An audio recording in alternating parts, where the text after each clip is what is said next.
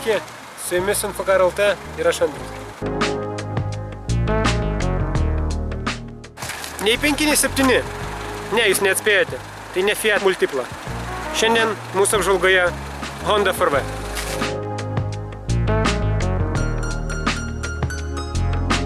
Ubrinis Golfas su štampuotais skardiniais ratais. Ai.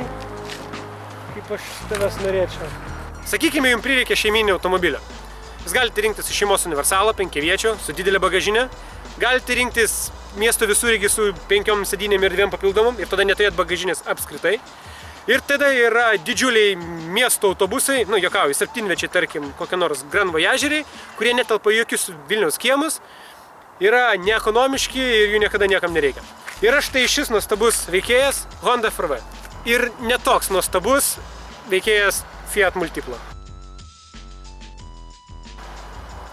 Gal ir nepatikėsite, ties pasakius ir aš netikėjau, bet šis automobilis yra siauresnis už antros laidos Ford Focus. Tačiau didžiausi stebuklai mūsų laukia viduje. Eime. Sveiki atvykę į stebuklų šalį. Sunku ir patikėti, kaip japonų inžinieriams pavyko į tokio pločio automobilį patalpinti dar ir 3 sėdynę. Štai tas stebuklas.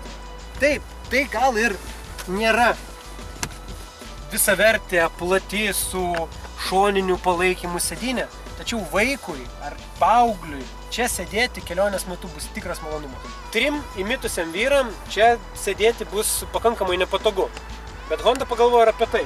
Tiksliau, apie tos įmitusius italus arba vokiečius, velniai žino. Šią sėdynę galima stumdyti į priekį ir atgal, kai tik tai yra su rankinėlė. Ogi kam to reikia?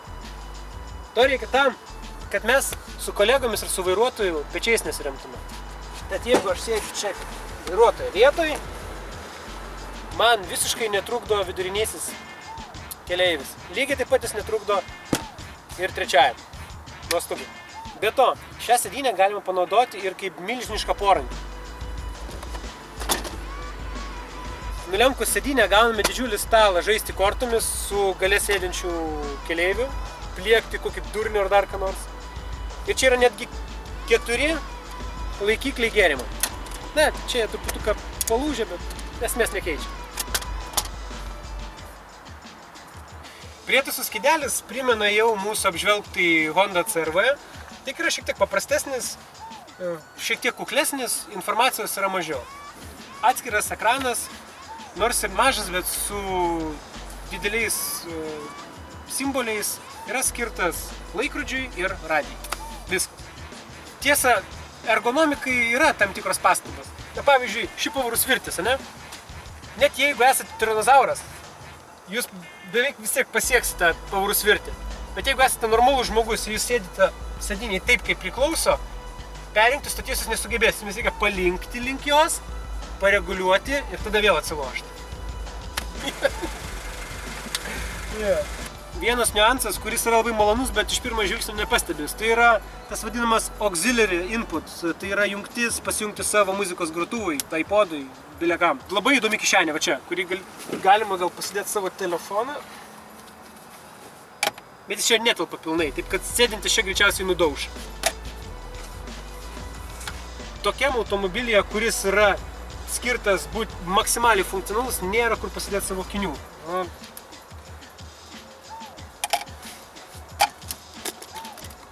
Viena daiktadėžė, ar kaip ją pavadinti, yra štai čia. Kažkokias smulkmenas galite pasidėti ir paslėpti jas nuo smalsių akių. Ir dar vienas skyrelis yra štai čia. Čia galite irgi pasidėti kokį gėrimą ar užkandžių. Jokia apžvalga nebus gera apžvalga, kol mes neišbandėme vietos gale. Sėdam. Kaip ir galima buvo tikėtis iš šeiminio Hondos automobilio, vietos čia tikrai užtenka. Ir 3 gale, tiesą pasakius, sėdės labai panašiai kaip 3 priekį. Gal kiek erdviau. Pamenat, rodžiau, kad stumdosi priekinė vidurinė sėdynė. Ir jeigu ją atstumus, čia viduriniajam kaip ir nėra vietos kojoms. Bet, Honda pagalvojo ir apie tai. Ir šita galinė sėdynė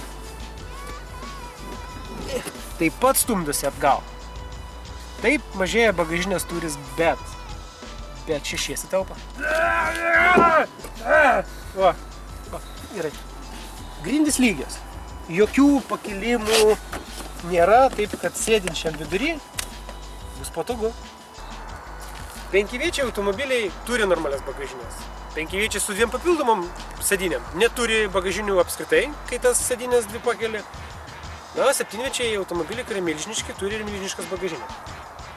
Šis automobilis, kadangi nieko lankstyti nereikia, nieko vartyti nereikia, turi normalią žmonišką bagažinę su šiek tiek nežmonišku sprendimu štai taip uždengti matomus iš lauko daiktus.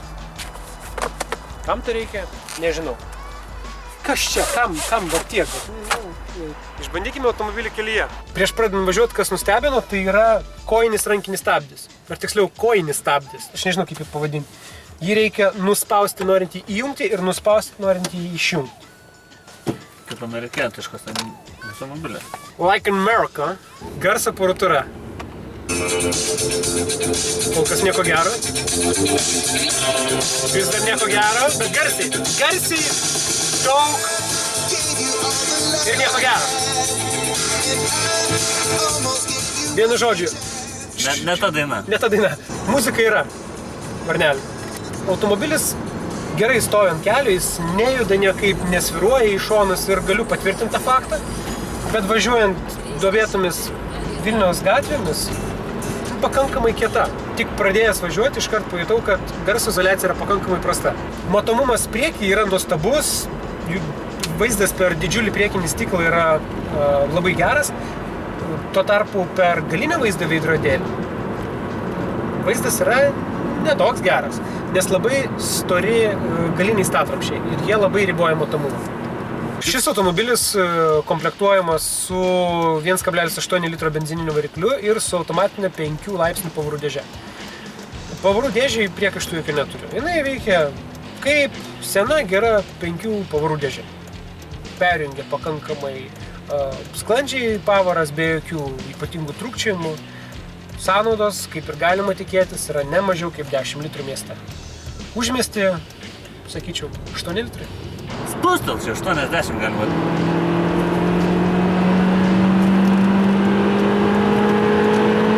Labai agresyvai važiuojam.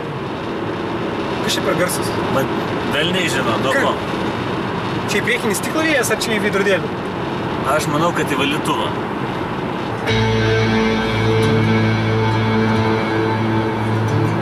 We were moving away from the border.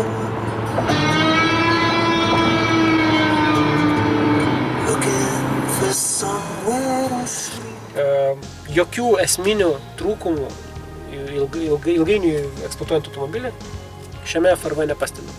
Yra tam tikros smulkmenos, kaip kad sulūžę gėrimų laikikliai, bet aš manau, kad tai yra pasekmė netinkamo eksploatavimo. O šiaip priekabių varikliui, pavarų dėžė ar tai, kas iš tikrųjų svarbu, viskas veikia, viskas savo vietoje. Įdomus sprendimas Hondos. Neoriginalus, vėlgi Fiatas Honda aplenkė, bet kokybinio atžvilgio nėra ką lyginti. Spręsti jums. Su jumis buvau aš, Andrius ir Infokar LT. Iki kitą kartą.